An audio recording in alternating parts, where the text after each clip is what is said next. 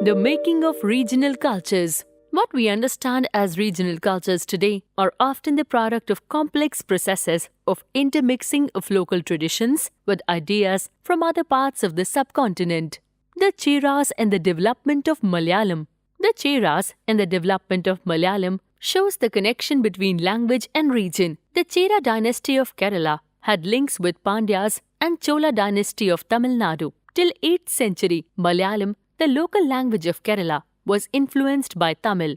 After this, Brahmins migrated to Kerala and built temples there, which became centers of Sanskrit learning. Around the 9th century, Kerala came under the rule of new Chera rulers called the Perumals, who set up their capital at Mahodayapuram. Under the Perumals, the influence of Sanskrit on Malayalam increased. The first literary work in Malayalam, dated to about 12th century, is directly indebted to Sanskrit. Leela Tilakam, a 14th century work on Malayalam grammar, was written in Mani Parvala style, which shows the growing influence of Sanskrit on Malayalam. Mani Parvala means a combination of gem with coral. Gem refers to a Dravidian language, which in this case is Malayalam, and coral represents Sanskrit. Religious worship in Odisha, ORISSA. Regional cultures grew around regional traditions. The best example of this process is the cult of Jagannath at Puri, Odisha. Lord Shiva was widely worshipped in Odisha till the rise of Ganga dynasty. In the 12th century, Anantavarman began building the famous Jagannath temple at Puri. The temple was probably completed by his son.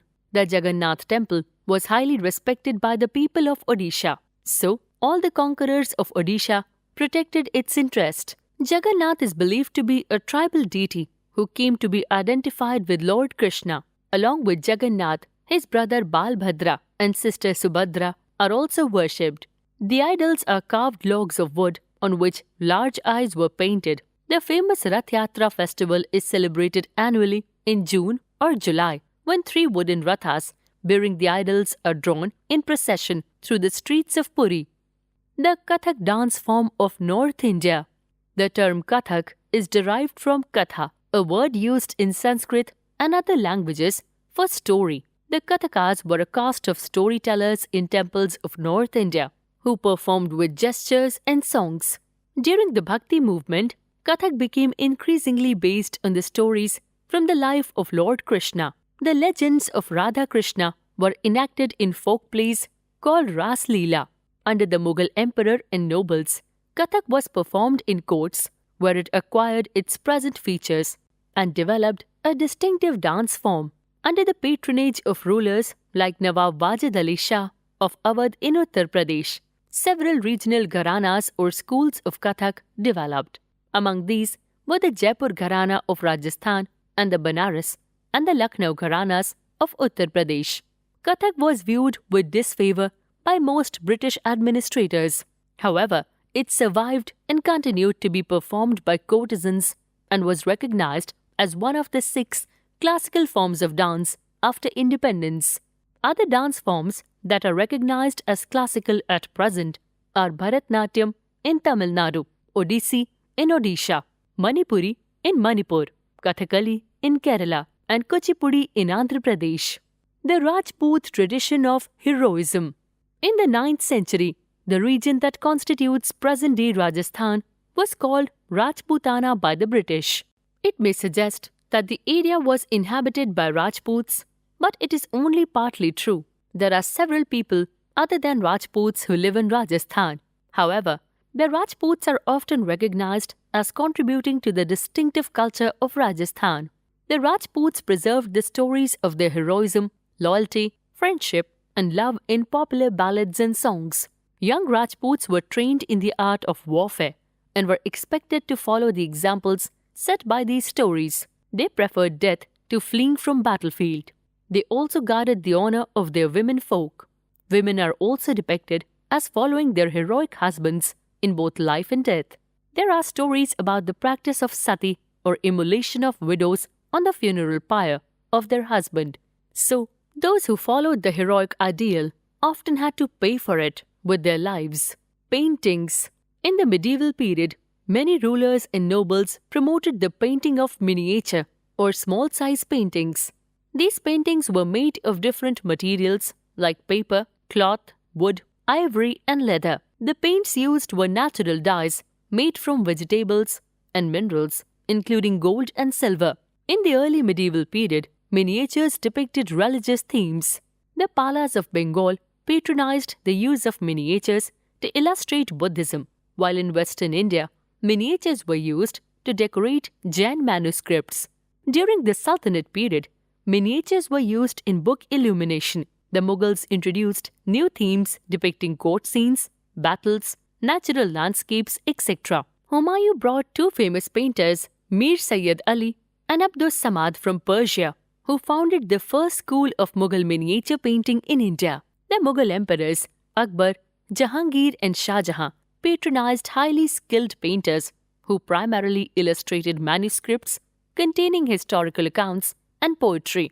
Aurangzeb's dislike for painting led to the migration of painters from Mughal court to different places, such as Rajasthan, Kangra, and the Deccan. Different styles of miniature painting developed in different regions. The Pahadi style of painting developed in the hills, extending from Jammu to Garhwal. The Sultans of Deccan patronized the Deccan style of miniature painting. Developments in medieval Bengal. We often tend to identify regions in terms of the languages spoken by the people. So, we assume that people in Bengal always spoke Bengali.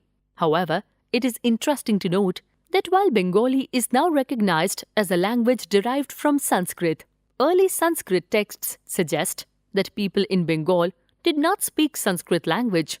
Under the patronage of the Muslim rulers of Bengal, several authors translated the Ramayana and Mahabharata into Bengali from Sanskrit.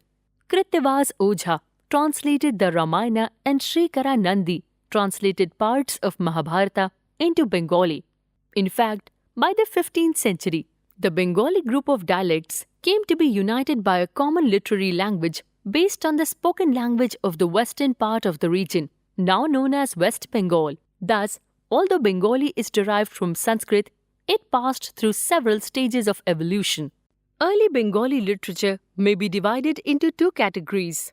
One is indebted to Sanskrit, and the other is independent of it. The first includes Bhakti literature like biographies of Chaitanya Dev, the leader of the Vaishnava Bhakti movement. The second includes the Nath literature. The Nath Panthis composed two types of literature, which were passed on orally. One was in the form of instructive verses, partly in code language, meant for cult members. The other was in the form of stories.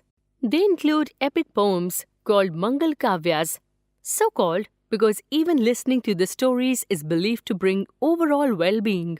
They include stories of heroism of low-caste men and women.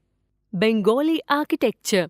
There was migration of people from the less fertile West Bengal to the forested areas of southeastern Bengal from the 16th century. As people moved eastwards, they brought the land under rice cultivation by clearing the forests. This coincided with the establishment of Mughal control over Bengal, with their capital at Dhaka. As officials and functionaries received land grants, they often set up mosques that served as centers for religious transformation in these areas. Tribal traditions influenced the architectural style of temple building in Bengal during medieval period. Tribal deities were often worshipped in chala or thatched shrines. When Hindus worshipped these deities, they placed the images in temples resembling the chala shrine. Such a temple had a sloping roof, which looked like either a dochala with a roof made of two pieces of thatch or a chauchala.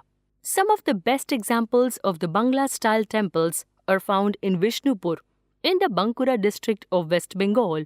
Among these are Radha Binod and Kishta Raya temples. The red soil of Vishnupur is excellent for making terracotta bricks and sculptures.